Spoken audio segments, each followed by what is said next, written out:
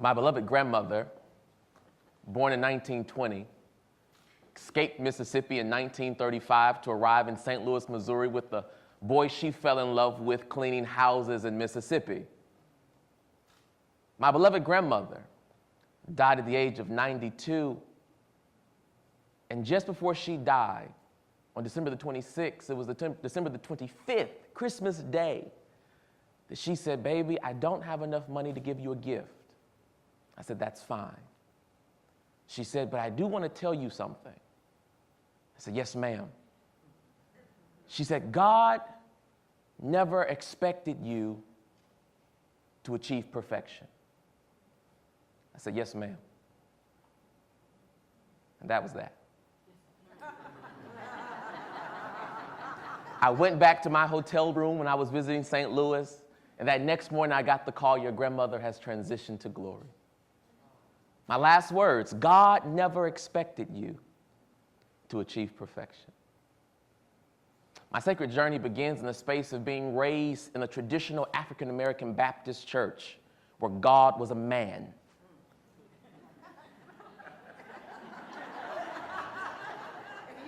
God was a man, God was evil more times than not. God did achieve you to arrive at perfection.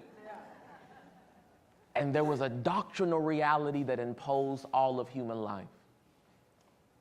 But I also remember the first time I asked a question. Sunday school, 8 years old, talking about the creation story. And I've raised my hand very slowly. Only child. My mother taught me, it's okay to ask questions, baby. And I said, well, I just have a question. My question is, who said so? And my Sunday school teacher looked at me and she said, what do you mean who said so? The Bible said so. And I said, well, who wrote it? And she said, well, what do you mean who wrote it? I said, who wrote it? She said, well, ask your mother. So I asked my mother, who wrote it? And she said, baby, I don't want to begin that conversation with you, but you'll discover it after a while. Fast forward, I went to Harvard Divinity School, and I began to ask the same question, who wrote it? And what I discovered was that our narratives about religion and God have so been influenced by our social position that many times we are afraid to ask that question. Who wrote it? Who said so? Who made this the hard line, capital T truth? Fast forward, I serve a Baptist church today. And I feel like it is my responsibility to be the voice in the midst of a tradition that has lived on the sense of take it as I give it to you. And what I tell our parishioners and what I tell everybody I encounter is take it as I give it to you and then deconstruct it. Challenge what you receive. Break it apart. Ask questions. Say it's not true. Because maybe it's not true to you. Maybe it doesn't sit well with you, and that's okay. And when they say, well, why is it okay if I disagree with you as my pastor? I say, because God never expected for you to achieve perfection. In that sense, my journey has allowed me to arrive at a point where I believe one thing to be true about God is if God is really God, God is big enough to take my uncomfortability. If God is really God, God should be big and bad enough to handle my questions. If God is really God, then God knows I'm going to say, I just don't buy in.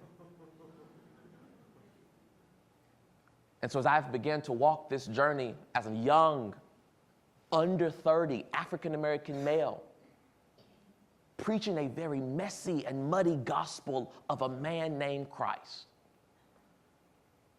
I've had to wrestle with a number of realities that start from my own social position and bring me to today. Let me help you. African American male, raised with two parents in my household, both graduate degree professionals, an uncle that has been identified as a same-sex loving man all of his life, now 52 years of age, growing up with that social reality. 14 aunts and uncles on my father's side, 5 aunts and uncles on my mother's side, a grandmother who cleaned houses for about $35 a week, escaped the pains of Mississippi, a 3rd grade education, and a Bible that told her that God loved her anyway. And I've had to use that social position to now inform and influence how I'm going to preach this thing called the gospel. How am I going to tell people that God loves them when the reality is their life doesn't always look and feel like it? How do I tell you that God expects for you to thrive when you can't even afford a McDonald's meal today?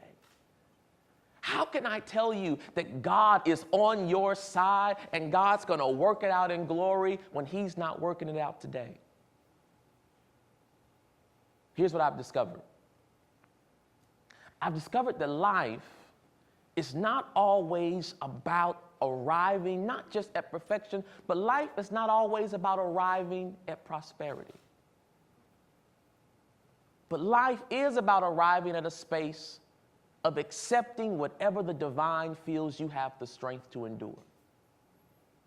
And what I've learned how to tell our parishioners is I can't tell you that you will stop being poor.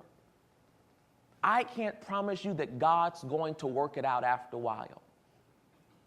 I can't even promise you that you have a mansion reserved for you in glory.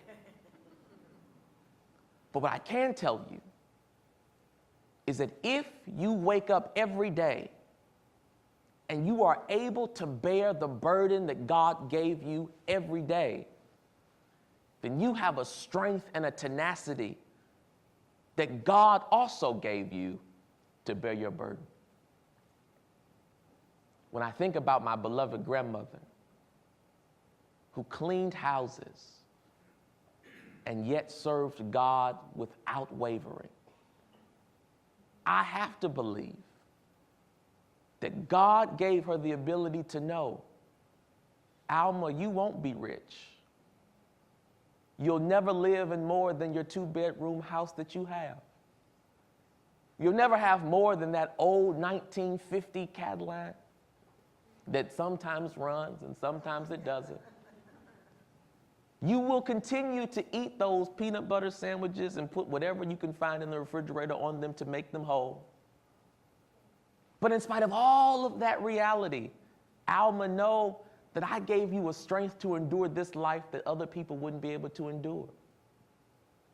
And so what I've discovered is that when God gives us burdens, He gives us burdens according to the proportion of our strength.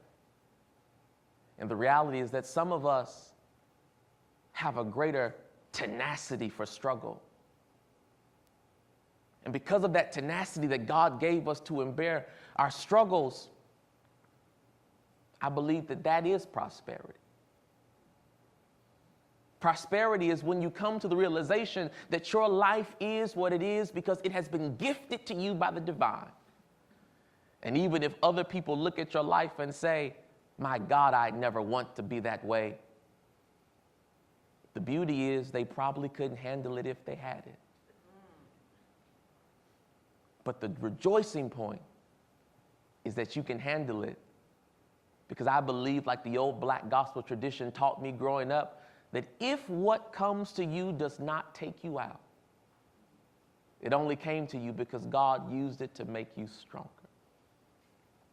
And so I continue to negotiate this life as a black preacher of a gospel that I've questioned, I've challenged, I've deconstructed, but I've also presented back to the people.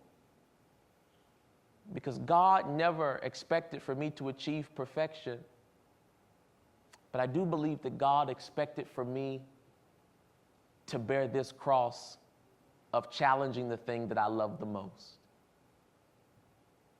Just like James Baldwin said, the reason I can be a critic is because I have unwavering love in my heart for the institution that I critique. And so I critique the church. I critique black theology. I critique whiteness.